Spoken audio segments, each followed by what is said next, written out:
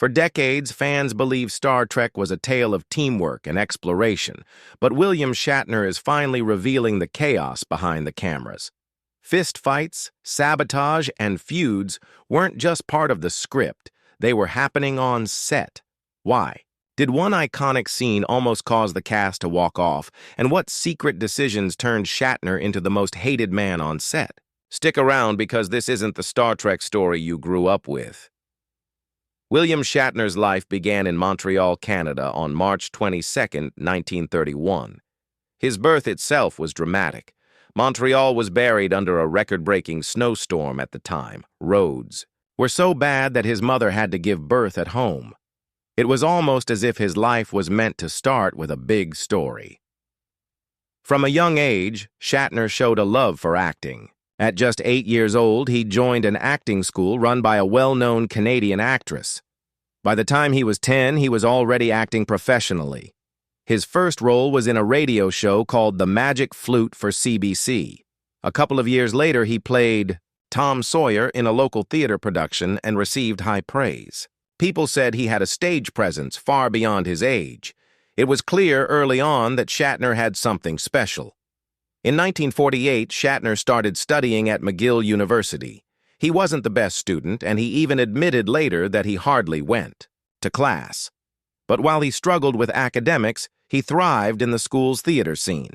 In 1950, he wrote and performed in a student play that became a huge hit. It even got attention from CBC, where Shatner made his first TV appearance.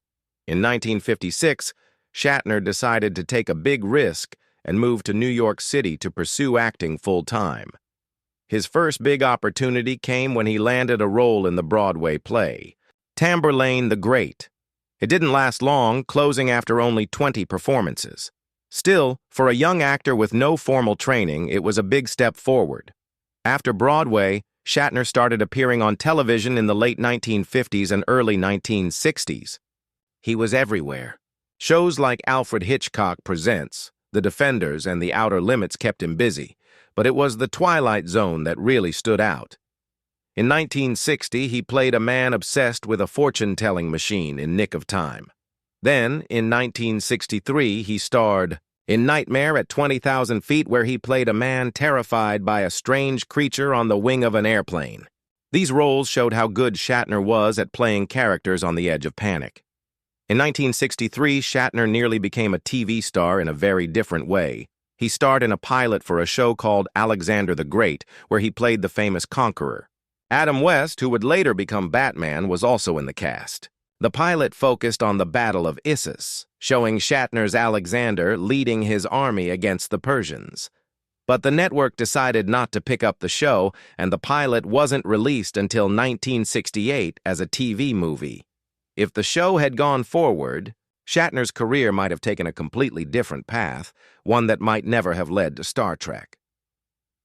In 1966, William Shatner became Captain Kirk. But getting the role wasn't straightforward. Originally, Star Trek had a different captain. Jeffrey Hunter starred in the first pilot, The Cage, as Captain Pike. NBC rejected the pilot, saying it was too slow and intellectual. But instead of canceling the show, they did something unusual. They asked for a second pilot with a new lead. This is how Shatner got his chance. At the time, Shatner was in New York working on other projects. He got a call to watch the rejected pilot. He liked the quality of it, but felt the actors were too serious. Soon after, Hunter decided not to return. Officially, it was because he wanted to focus on movies, but Shatner later hinted there might have been more to the story. Whatever the truth, the role of the captain was now open, and Shatner stepped in to fill it. Shatner knew he had to make Captain Kirk stand out. He wanted Kirk to feel curious and full of wonder, like someone genuinely excited about exploring the unknown. At the same time, he wanted Kirk to be relatable, like a relaxed leader on a ship. He imagined Kirk as someone who could say, "Hey, George, turn left," instead of speaking in stiff, formal commands. This mix of confidence and approachability made Kirk feel real and helped the audience connect with him. To shape Kirk's personality, Shatner took inspiration from two figures. One was Horatio Hornblower, a famous naval character known for his bravery and intelligence. The other was Alexander the Great. Shatner had played Alexander in a TV project 2 years earlier and brought some of that energy to Kirk. Shatner also added humor to Kirk. He felt the first pilot was too heavy and wanted to lighten things up. This humor gave Kirk more depth. He wasn't just a serious captain. He was someone who could laugh, make jokes, and connect with his crew on a personal level. This balance of humor and strength made Kirk a character people loved to watch. 1. Early episode really tested Shatner's acting. Kirk's personality was split into two halves, one good, one evil. Shatner had to show both sides of Kirk, and he did it in a way that revealed the complexity of the character. During this episode, something unexpected happened. Nimoy came up with the Vulcan neck pinch, a move that became one of Spock's signature traits, and this was not the only creativity from the cast. William Shatner and Leonard Nimoy often rewrote scripts together, which led to both creative magic and big problems.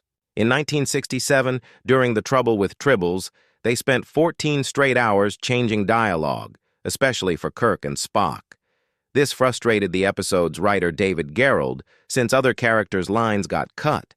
Their constant rewriting became so common that by the third season, the rest of the cast jokingly called the show the Shatner-Nimoy Show.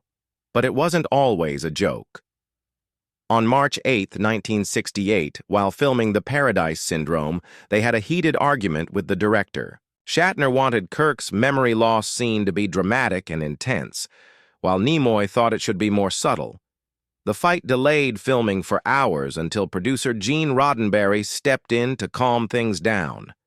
These kinds of clashes showed how much their rewrites affected everyone on set. Shatner's behavior didn't just upset writers and directors, it sometimes caused trouble with the cast, too. One infamous moment happened on September 15, 1966, while filming The Man Trap. Shatner thought Nimoy was hogging the spotlight, so he walked into Nimoy's camera shots over and over, 17 times to be exact. This forced retakes and caused so much tension that Nimoy threatened to walk off the set if it didn't stop. Another big moment came in Plato's Stepchildren in 1968, which included a groundbreaking interracial kiss between Kirk and Uhura. Shatner, worried about how audiences would react, and asked to film a version where the kiss didn't happen. But Nichelle Nichols, who played Uhura, believed the kiss was important. To make sure the producers couldn't use the non-kiss version, she and Shatner messed up every take without the kiss, leaving the studio no choice but to use the real one. That moment became a piece of TV history. Filming Star Trek was tough on everyone. Days often stretched to 16 hours or more. The most exhausting example came in 1967 during the Doomsday Machine, when the cast and crew worked 22 hours straight to finish the episode. Shatner usually started his day at 5:30 a.m. for makeup and wouldn't leave until after midnight. The long hours eventually got to him. On October 3, 1968, while working on the Tholian Web, Shatner had a meltdown after 18 hours on set. He threw his script and refused to keep going until he got a break. This led to a new rule requiring rest periods, but the intense schedule never really let up. All this work came at a huge cost to Shatner's personal life. His first marriage to Gloria Rand fell apart during Star Trek. In a 2018 interview, Shatner admitted he missed 217 family dinners over 3 years, including his daughter Leslie's 5th birthday in 1968. He even skipped Christmas Day in 1967 to film reshoots for the Gamesters of Triskelion. Gloria grew more frustrated, especially when he missed their daughter Elizabeth's school play on April 12, 1968, because of yet another rewrite session with Nimoy. By June 1969, shortly after the show ended, Gloria filed for divorce, saying, "His constant absences and emotional distance were too much to handle." Shatner later said he regretted missing so much time with his family, including 47 weekends with his children during those years. When Star Trek ended in 1969, William Shatner's life changed completely. The show had a small but loyal fan base, but it wasn't enough to keep it going. Once the show was canceled, Shatner struggled to find acting work.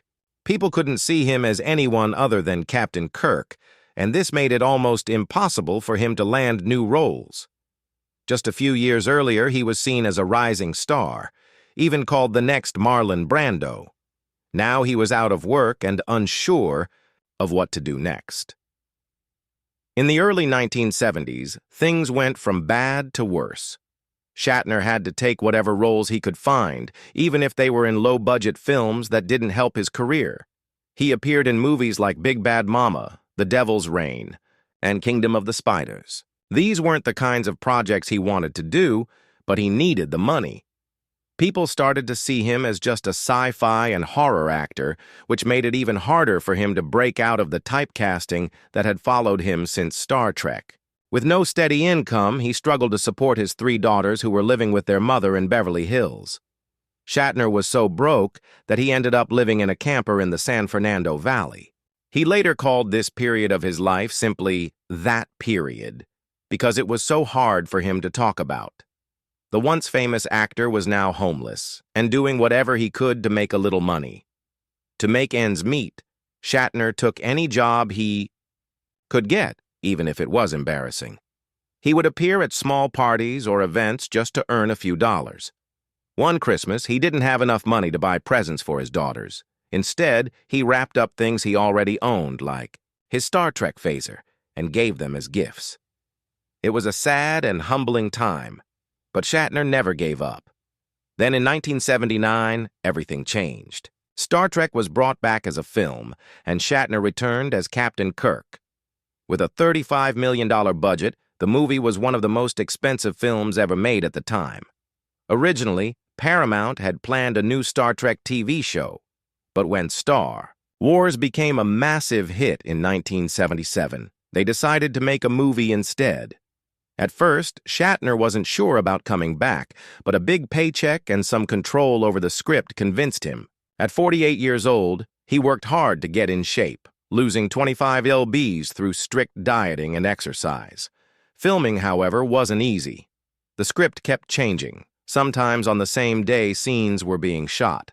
Shatner often clashed with the writers and the director, pushing for ideas like a scene where Kirk does a daring space jump. Unfortunately, the budget and safety concerns stopped it from happening. Despite the struggles, the movie premiered in December 1979 to much fan excitement. Shatner's performance as Kirk was praised for staying true to the character while showing more maturity. The film made $139 million worldwide, which was good, but it wasn't a runaway hit. Things changed with the next film, Star Trek II, The Wrath of Khan, 1982. It had a smaller budget but became a massive success, earning $95.8 million and being hailed as one of the best in the series. The Star Trek movies grew into a huge franchise, with 13 films released between 1979 and 2016. But the impact of Star Trek wasn't just about ticket sales. Lines like "Beam me up, Scotty" and "Live long and prosper" became part of everyday life. The series even inspired real-world technology, like a contest to create a working medical tricorder. Behind all the success, though, things weren't always smooth. One of the biggest challenges came with Star Trek V, The Final Frontier, 1989, which Shatner directed. He wanted the crew of the Enterprise to go on a deep and meaningful journey to search for God, but the studio didn't like his plan and made him change it. Years later, Shatner admitted he wasn't ready to handle such a big project. He said, "I failed. In my mind, I failed horribly." That failure stayed with him for decades. The movie's problems started early. Shatner had imagined a grand finale where giant rock creatures would come out of a mountain, but creating those creatures was too expensive. Each suit for the creatures cost $250,000, and making 10 suits was impossible with the budget. So the scene was cut down and ended up looking cheap and unconvincing. On top of that, the best special effects company, Industrial Light and Magic, couldn't help because they were busy with other big movies like Indiana Jones and The Last Crusade. Shatner had to hire a smaller team for the effects, but their work didn't match the quality fans expected from a Star Trek film. Making the movie was also tough because of tensions among the cast. George Takei later said that Shatner felt insecure about how much attention Leonard Nimoy's character Spock got. Fans loved Spock's mysterious nature, and Shatner felt overshadowed. These tensions made it harder for Shatner to balance being both the director and the star of the film. He did try to give other characters their moments, like Uhura's fan dance and Scotty's jailbreak scene, but those moments weren't enough to save the movie. It cost $33 million to make, but earned only $63 million worldwide, which was a far cry from the earlier success. After Star Trek, William Shatner's career took an unexpected turn. In 1982, he starred in the police drama T.J. Hooker. This was a big shift for him as he played a tough and determined police sergeant named Thomas Jefferson Hooker. At first, Shatner didn't even want the role. He turned it down 3 times, but the show's creator, Rick Husky, didn't give up. He rewrote the pilot script to better suit Shatner, and it worked. Shatner eventually said yes, and the show became a huge hit with up to 20 million people tuning in each week. One reason for the show's success was Shatner's dedication. He insisted on doing his own stunts, even the dangerous ones. In one scene, he hung from a helicopter 2,000 FT in the air. This commitment to authenticity didn't come without a cost. He got injured several times, including breaking a rib and getting a concussion. The show also introduced Heather Locklear, who joined in the second season. Her chemistry with Shatner on screen was a big draw for viewers. Off-screen, Shatner became a mentor to Locklear, helping her handle fame as her career took off. T.J. Hooker wasn't just popular on TV. It also became a cultural phenomenon. There were action figures, a board game, and even a comic book based on the show. Shatner's portrayal of law enforcement was so convincing that he was invited to speak at the FBI Academy in Virginia. This experience even influenced his later work on Boston Legal. In 1997, Shatner took on a completely different role as the face of Priceline.com. This started as a 6-week deal where he played the negotiator, a quirky deal-making character. The I've ads became wildly popular, and his partnership with Priceline lasted 22 years. At one point, Shatner chose to be paid in stock instead of cash. When Price PR Line's stock skyrocketed, his shares were reportedly worth $600 million. Shatner has never confirmed whether he sold them, but it added to the legend of his business savvy. The Priceline commercials became famous for their humor and creativity. One ad in 2012 shocked viewers when Shatner's character died in a bus explosion. The idea actually came from a dream Shatner had, which he shared with the company. Over the years, Shatner filmed more than 100 commercials for Priceline, including a memorable one in 2019 where he negotiated deals on an alien planet, a nod to his Star Trek roots. Shatner's role as Denny Crane on Boston Legal from 2004 to 2008 marked one of the biggest comebacks in TV history. At first, Shatner didn't want to take the role, thinking it would be too much work at his age. He was 73 at the time, but the show's creator, David E. Kelley, convinced him by promising to tailor the role specifically for him. Denny Crane was a larger-than-life character known for his eccentric behavior and his catchphrase, "Denny Crane." Shatner improvised many of the character's funniest moments, and the writers even left space in the script for these Shatner moments. A key part of the show's success was the friendship between Denny Crane and Alan Shore, played by James Spader. Their late-night balcony conversations with cigars and scotch became a signature element of the show. These scenes were often filmed late at night, giving them a dreamy, intimate feel. Shatner's performance earned him 2 Emmy Awards, making him the oldest actor to win in a dramatic role. Shatner's creative journey didn't stop there. His music career began with the strange spoken-word album The Transformed Man in 1968, which has since gained a cult following.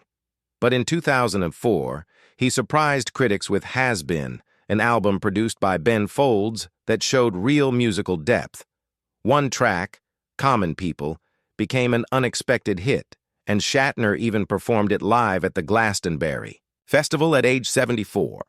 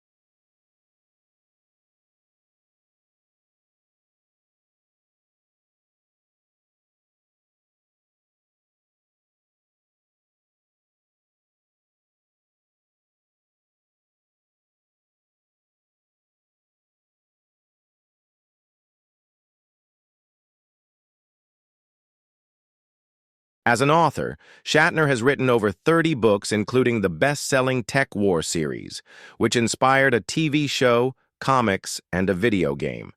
He's also written about the connection between science fiction and real science in I'm Working on That, where he interviewed scientists like Stephen Hawking. In 2016, Shat released Leonard, a heartfelt memoir about his friendship with Leonard Nimoy. The book revealed how close they were, but also shared the sad truth that they had a falling out before Nemo's death. A story that touched many fans. Even at 90, Shatner hasn't slowed down. In 2020, he released The Blues, an album featuring collaborations with well-known musicians. He also reflected on his life and career in his 2022 book Boldly Go, Reflections on a Life of Awe and Wonder. The book included stories about his 2021 trip to space with Blue Origin, proving that Shatner is still exploring new frontiers both on and off the screen. William Shatner's love life has been as dramatic as the roles he's played. His first marriage started in 1956 when he married Gloria Rand. It was during the early days of his acting career. Together they had 3 daughters, Leslie born in 1958, Elizabeth born in 1961, and Melanie born in 1964. But as Shatner became famous in the late 1960s with Star Trek, their relationship started to fall apart. He admitted later that he was so busy working to support his family that he felt no joy in his marriage. They divorced in 1969, the same year Star Trek ended. In 1973, Shatner married Marcy Lafferty. They shared a love for horses and spent years breeding show horses together. Even after they divorced in 1996, their shared passion for horses remained. In fact, Shatner had to agree to send Marcy fresh-cooled semen from their prize horses after the divorce. It's a strange but true part of their story, showing how much horses were a part of their lives. His third marriage was to Naren Kidd in 1997, and it was both loving and tragic. People warned him not to marry her because of her struggles with alcoholism, but Shatner believed he could help her. He later said, "I shied her and thought I could heal her." Sadly, their story ended in heartbreak. In 1999, just 2 years after they married, Shatner came home to find Naren in their swimming pool. She had drowned. Her death was ruled an accident, and she had alcohol and Valium in her system. Shatner described how he pulled her out of the water and tried to save her. The media later spread ugly rumors that he might have been involved, which deeply hurt him. To honor Naren, he started a foundation to help women fighting addiction. In 2001, Shatner married Elizabeth Martin. For almost 20 years, their relationship seemed stable and happy, but in 2120, they divorced. That wasn't the end, though. A few years later, they got back together. By 2024, Shatner revealed they were living together again. He said they hadn't remarried officially, but were living as partners. He described Elizabeth as the zest of life and said they had found a way to help each other through life without repeating past mistakes. Despite all the ups and downs in his marriages, Shatner has always been close to his daughters. He said his children remember him as a hands-on dad, even though he was often busy with his career. His daughters have all appeared in small roles in Star Trek-related projects, following a little in his footsteps. Shatner also loves being a grandfather. He says it's one of the greatest joys of his life because he now has the time to spend with his grandchildren, sharing stories and making memories. Through all the heartbreak and happiness, Shatner's life is a story of resilience. Even at 93, he's embracing love and family, proving that it's never too late to start a new chapter.